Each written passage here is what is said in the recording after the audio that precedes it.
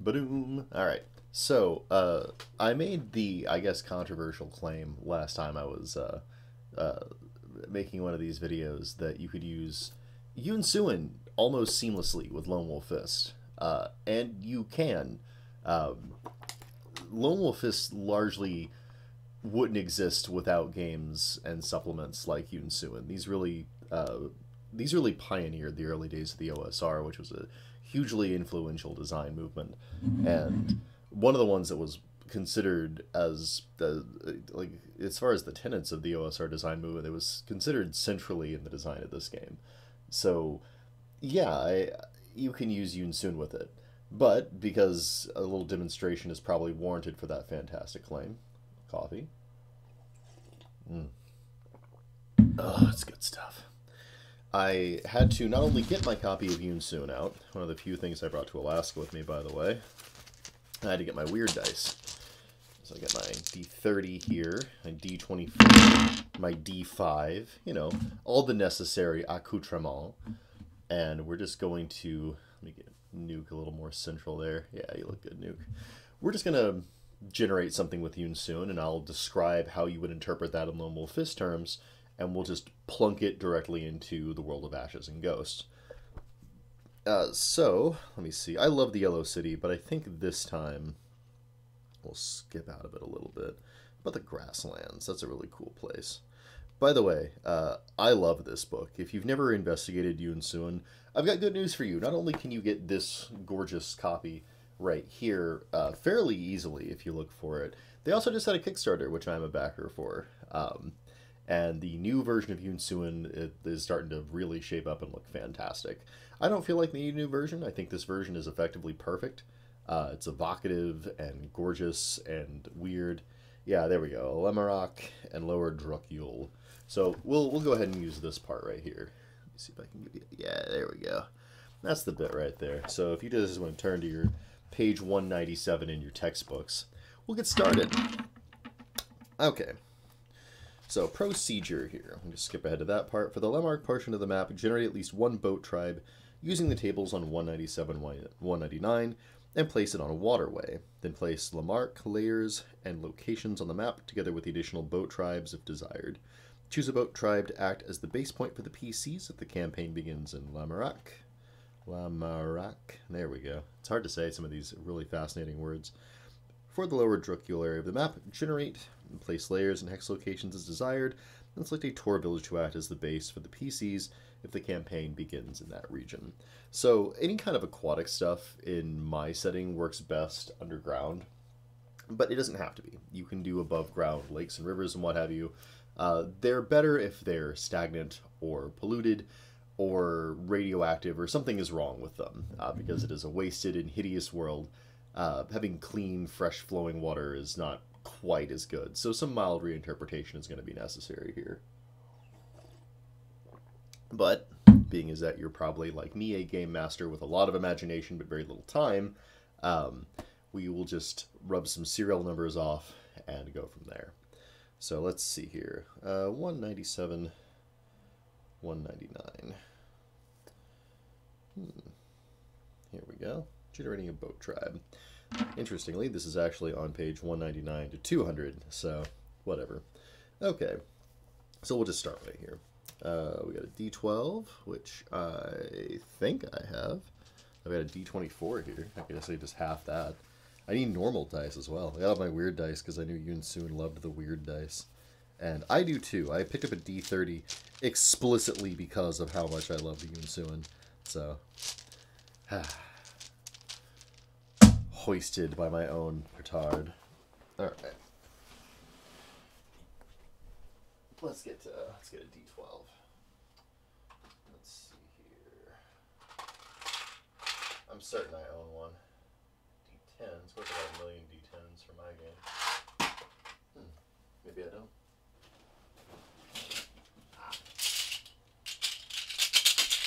They usually only use these dice for running the 5th edition at the library, but I'll make a rare exception. Notice that they are red, as contrasted with my white dice.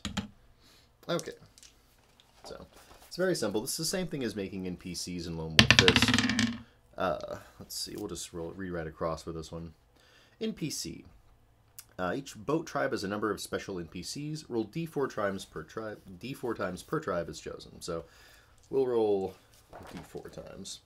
Got to do all the instructions. D4s are notoriously difficult to roll. They tend to kind of skitter like a hyperactive cockroach.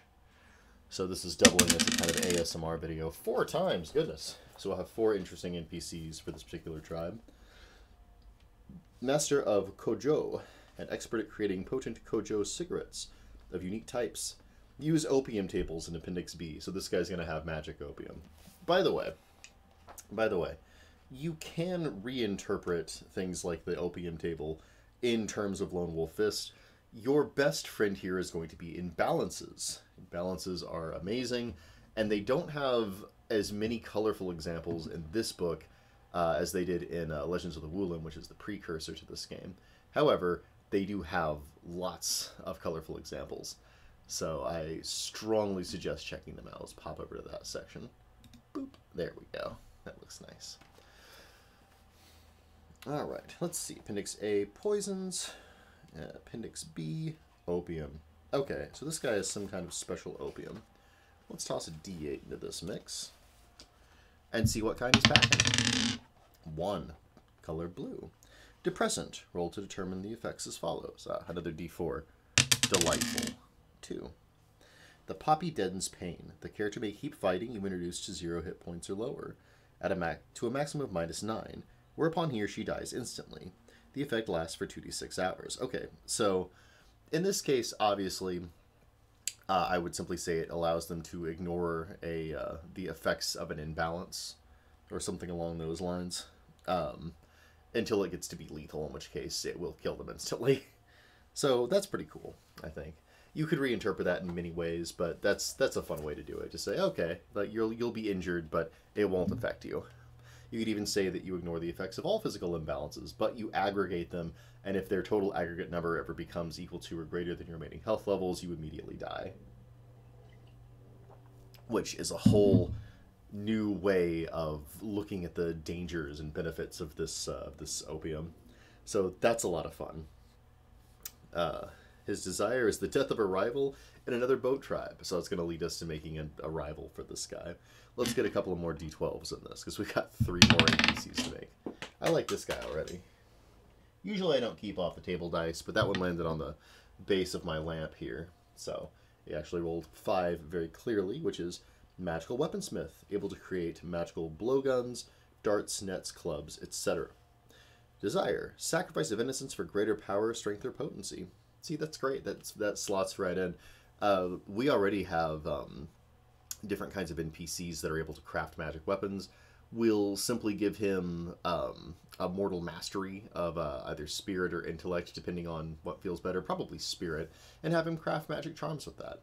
That works really well. It's super easy NPC to make. Alright, so, do a couple more D12s. Oh, there's 3. River Dolphin Master. Able to communicate with and control God River Dolphins. So we're going to have to look into God River Dolphins to reinterpret them for the post-apocalypse. It shouldn't be terribly difficult. Well, let's see here. Desire, mystical artifact, rumored or lost. Ooh, there's lots of ways to generate artifacts in Yoon Suin as well. I like the, I think there's a ancient technology chart in the Lost City part of this, where you can generate a lost piece of tech, so we could generate that for them. Or we could just go and grab one of the artifacts that's in here already. So, oh man, look at all these wonderful imbalance rules. There we go. Gorgeous. Imbalance types, imbalance maximums. Very good. Okay, so that's 3 of them. Let's get number 4. Oh, 9. I almost fell off. Famed storyteller, known throughout the waterways, with stories so profound they bless or curse the listeners. Wonderful. He also wants a death rival in another boat tribe. So I'm going to say those 2 guys probably hate the same dude, and maybe they're brothers. Or maybe it's like brother and sister or something like that. So that works out pretty good. Again, imbalances are a great way to do this. Telling stories that might make you die, that sounds like either a priest's curse, if you want to skip ahead to the art of the priest, or maybe the Art of the Sage. Like, you can give elemental curses or blessings, which I think would be pretty cool. Or good old Art of the Sage, where he could inadvertently foretell prophecies. So that would be really fun. So again, those are great ways of modeling that within the framework of Lone Wolf Fist. And you don't even have to do those if you don't want. You can make this a unique power that just does what it says on the tin. He tells a story, and then, you know, you die. Or you are blessed or cursed. So, yeah, there's lots of different ways you could interpret that. Imbalances are kind of the de facto way of doing magical effects in this game. But you don't have to. There's lots of weird, off-the-wall effects in Lone Wolf Fist and in old D&D that you can just straight up use because the sort of natural language of both games allows you to make judgment calls on them. You know, if you are cursed and you just, you know, like, you can never tell a lie. Like, that's a curse you could have in D&D or Lone Wolf Fist, and you don't have to put any further thought into it. It just does what it says on the tin. You're under the effects of a curse. You can't tell lies. That's it. And if you want to reinterpret that through like D&D terms and be like, well, what if I use remove curse on myself? That's kind of the same thing as saying, well, if I'm a priest, can I think of this in terms of like it's some kind of spiritual imbalance that I have that I can mess with these rules? In both cases, that's a valid way of approaching it as a player. So that was something that was really important to me in the design of Lone Wolf Fist, that you could use that kind of like facing the imagined world, natural language style of game design. It's something that I think should be universal among tabletop role-playing games. I think that it's kind of the defining characteristic of tabletop role-playing games as opposed to board games or something like that.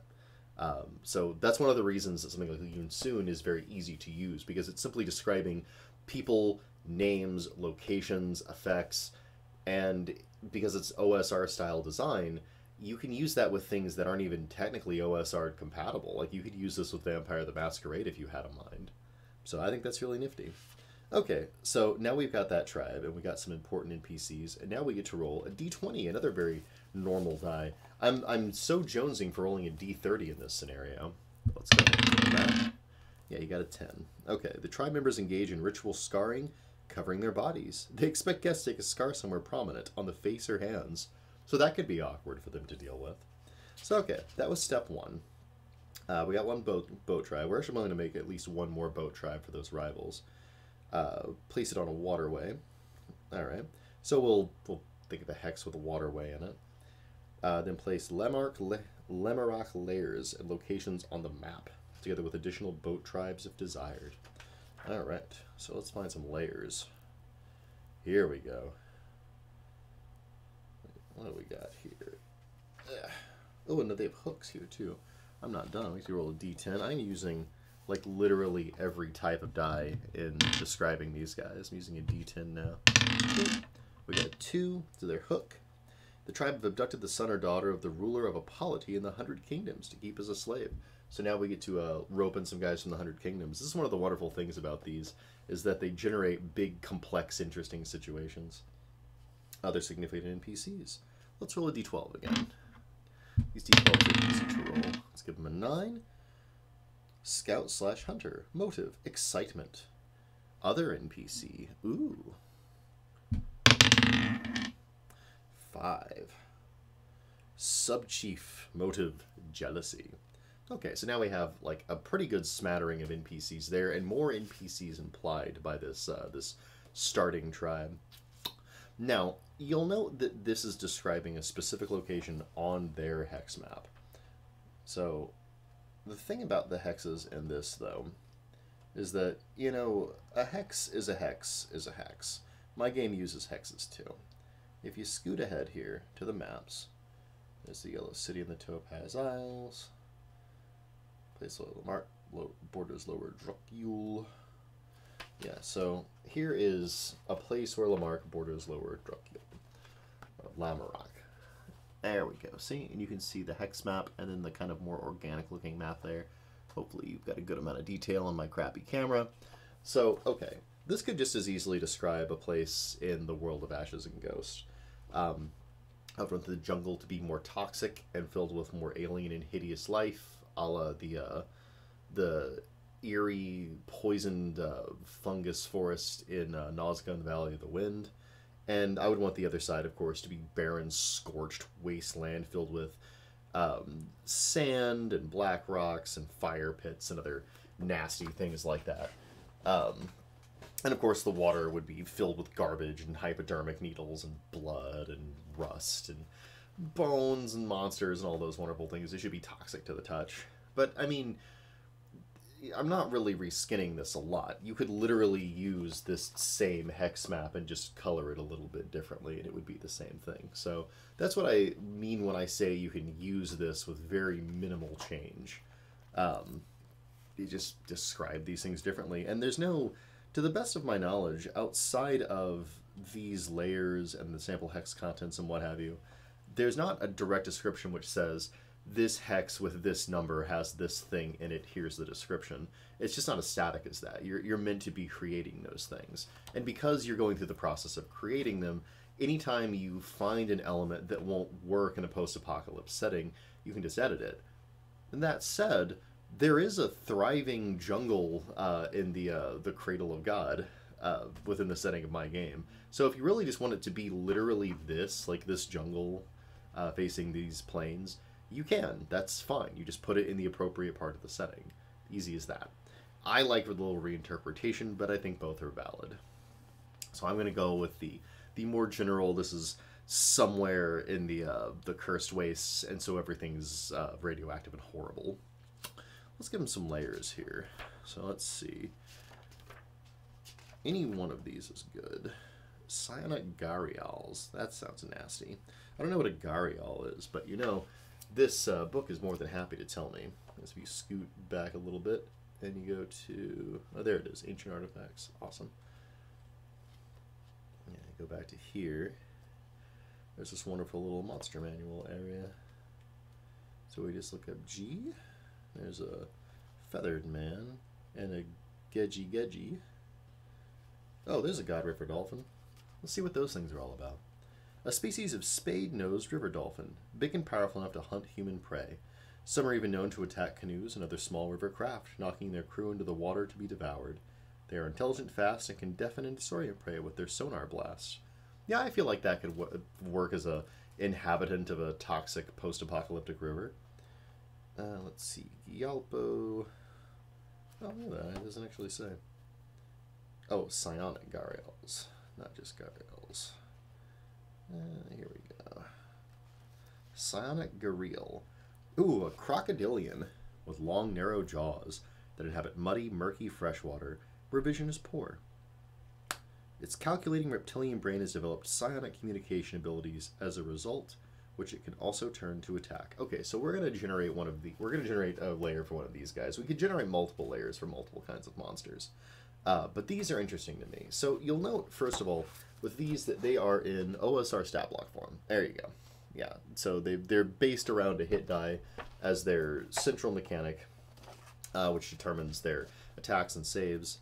So hit die 3, AC 5, that's armor class, number of attacks 2, damage of the attacks is 1 to 8, i.e. a d8, slash 1 to 6, i.e. a d6. It's just described as bite / tail slap, so they get 2 attacks, they get 1 bite, 1 tail slap, 1 for d8 damage, 1 for d6 damage. Move 90, swim 150. Again, that's in OSR terms, so you need to know what unit of measurement they're using there. ML7, which I believe is morale 7, and I think that's tested on 2d6 depending on the system you're using. Save as fighter level 3, same as their hit die, which makes sense. Treasure type B, which is a pretty good treasure type as I recall.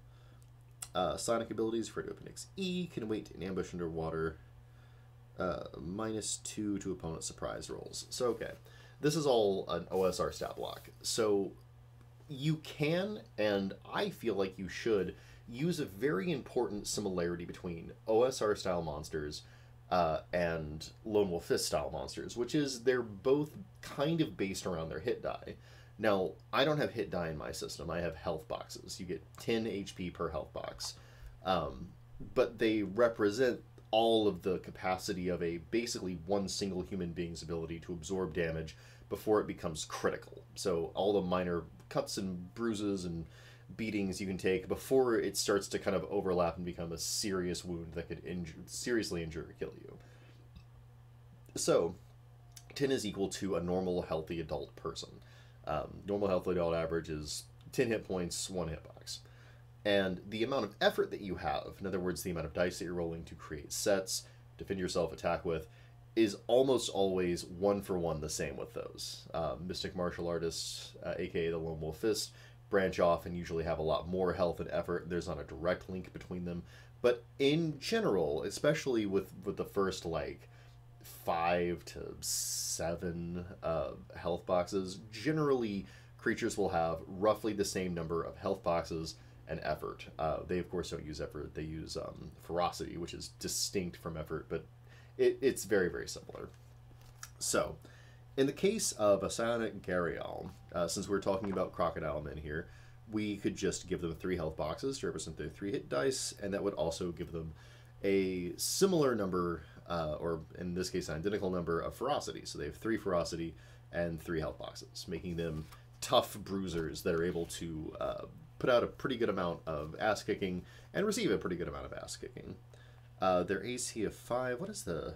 I think is it 7 minus AC is their normal AC. Is that what it's supposed to be? I can't remember now. Or it might be. It might be 7 minus the AC. So that'd be armor class about 2, which is pretty light armor. So you might give them like the equivalent of armor 1 or 2 in my game.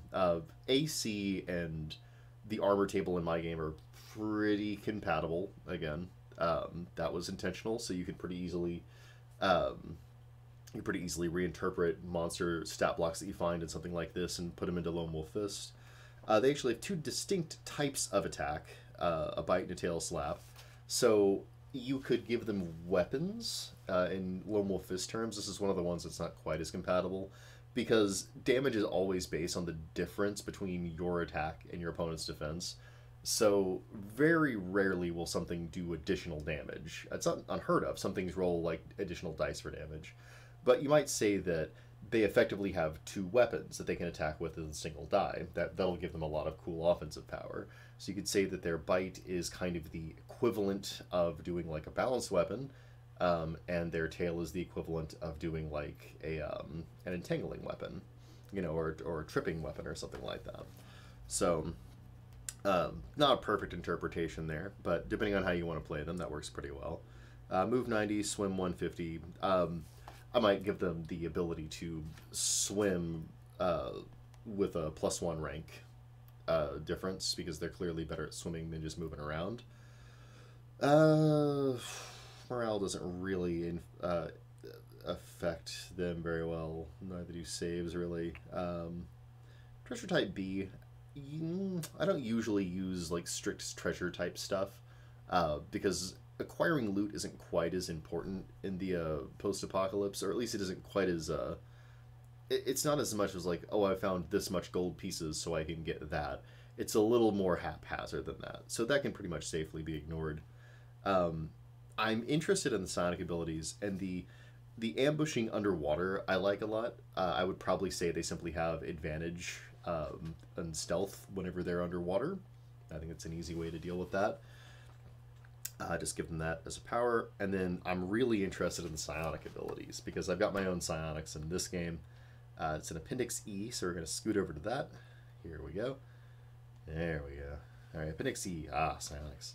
There's also an Appendix F for fortune telling, by the way. So if you really do want to do just Yoon Suin fortune telling, you could. And again, the natural language of this game and my game will find enough common ground that it'll be really easy to interpret this when you're going to rule it.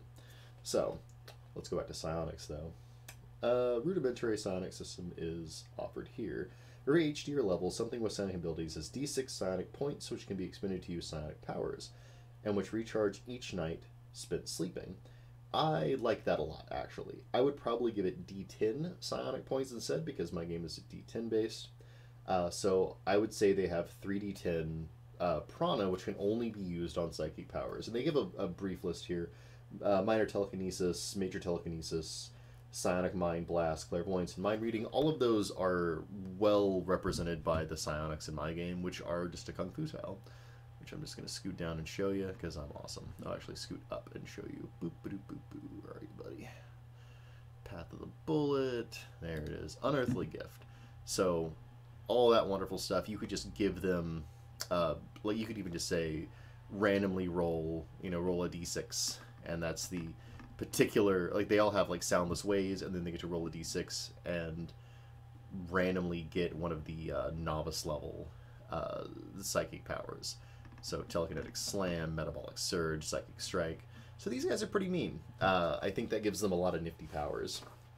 So there. We've now reinterpreted their whole stat block in terms of something you can use in Lone Wolf Fist. Bam. And that general method that I just outlined works for any kind of OSR style monster. Anything that's ever been done in D&D in one of those older styles that has this kind of simpler approach where it's hit die based primarily, and uses natural language to describe its abilities, like that can be reinterpreted just that same way that I just did. So, join us next time when we do the Chalt's Black Pyramid, the entire thing, room for room in Lone Wolf Fist, Fists of the Black Pyramid, finally, after all these years of waiting. Anyway, but until we get to that wonderful thing, let's actually finish up their layer here real quick. So we'll roll a d6, which I'm certain I have one of, but I'm not seeing. That's weird. For all of my dice, do I not have a d6? I've got a d4, I got a d8, I got two d10s, a d12, and a d20. Huh. I don't have a d6. Maybe I dropped it. Thankfully, this is filled with d6, so I'm not going to worry about that. Now that we actually have their stat block, we can generate them. So I'm going to roll 2d6, one for the layer, one for the hook. I feel like we can do two different ones. Woo! A beautiful green toxic die. So I got a 4 for the layer, and an abandoned Naga layer. See table above. Okay, so we have to actually generate a Naga layer for it, so that's rad. Naga. And 3 was my other one. Naga layer is 2, which is a pyramid structure with entrances and halls entirely submerged in water. So that's kind of cool. They got a pyramid there. And their hook was 3. The Gariels are the enemies of the nearby Suin. Suin. Okay, so that's going to imply that we have to make some Suin later. Cool. And that's it for them. Bam. We've got kind of what's going on with them. We want to do the Suin. We do the same thing. We'd reinterpret their stat block in terms of Lone Wolf Fist so they'd be usable for us, and then we generate their layer. And we're just going to keep doing that over this whole area. So we've already got an implied additional boat tribe we got to do. There was one of the... What was the other thing? There was an NPC that was implied. There we go. Let me scoot back there. The Ghost of Lamrahk. Yeah, there was an NPC. Let's see here. Yeah, one of the 100 Kingdoms. So there's the son or daughter of the ruler of a polity in the 100 Kingdoms, which we'd have to generate to hook into this. And again, it wouldn't necessarily be the 100 Kingdoms as it exists here in Yoon Suin. We would want to reinterpret the 100 Kingdoms in terms of Lone Wolf Fists. So we'd want to... I mean, you could pretty much use exactly the same NPC situations and what have you, and just use them as a post-apocalypse society that's grown up. I'm pretty sure they herd giant cockroaches to eat. So, I know the Yellow City guys do that. So, I feel like it's not too big of a stretch to say, okay, these people live in the post-apocalypse. But yeah, so we've already got a bunch of other stuff to do. If you want to continue generating content, that'll already given you some direction for it. Just to round off our little thing here, I'm going to randomly choose one of these sample Lamrahk hex contents. I got 3, 6, 7, 8, 9. Okay, so 9. I wonder if I have a D9. Let's see. I have a D5. I have a D3, a D5. I have a D7. That's a good one. D15, a D24, and a D30. So no, in fact, I do not have a D9 in fortuitously. So I'm just going to have to roll this D10 and re-roll 10s. So I got a 1. Easy enough. I could have rolled a ball bearing. The Treehouse Sorcerer. Okay, so here's a sample hex content I'm going to reinterpret for you in Lone Wolf Fist terms and show you how easy it is. Takayupti, an 8-hit die magician. 8-hit die in this case would be, because he's a person, you'd want to think about him as a mystic martial artist. We have sorcery in this thing, so I can already tell he's going to be like 8 hit die is pretty beast. Like 14 was the max in old school D&D. So he's like halfway up the chain. So he's somewhere around a degree 4 or 5 martial artist. So immediately we have that. He's probably enlightened, and he definitely has sorcery if nothing else. So let's keep moving. Who lives in a high tree house, safe from the floods and the movements of the waters. He festoons the surrounding branches with the hearts of those he has killed, in the belief that their original owners will serve him in the afterlife. That could be a real belief. Sorcerers do necromancy in my game. The trunk of the tree is hollow, allowing him to climb up and down. The entrance is hidden. He is treasure type L in IO, and is served by a pair of Kinara. I don't know what Kinara are, but I bet they're rad. And I bet I can find out really quick by just scooting back down. Good old Yoon Suin here. There we go. Let's see. What's a Kinara? Kinara, a mystical half-human, half-bird, which always appear as a near-identical mated pair. The head is human, as is the torso, but the arms are wings and the legs clawed. The pair are eternal lovers who never have offspring nor separate, existing to take pleasure in each other alone. If one dies, so does the other. They are beings of immense power which are pressed into the service of mighty holy men on rare occasions. So these guys are fucking rad. They're HE 7+7 and cast spells as a 7th level holy man. This is a really high level bad guy. So I would probably, let me see, I actually have, what is it? I have some kind of like eaglemen or something that I think are human-esque that I could use for that. What are those guys called? I don't remember now. It's in the creature list here. I'll have to look through it real quick. So look through with me. Got ancient war robots, Aravadas, animal men, amalgam golems, ancient robot servants, Arkabomalu. I love the Arkabom. Look at that gorgeous art. Aquatic predator, and these, like, aquatic predator I could just straight up use. Like, in a lot of cases with monsters, I made entries like aquatic predator that could just kind of be used in place of their D&D equivalent. Atomic Jiangshi, of course, being like ghouls, and then the Ascendant Jiangshi being more like vampires. So like there's lots of stuff like that that you can kind of just slot in the appropriate Lone Wolf Fist entry.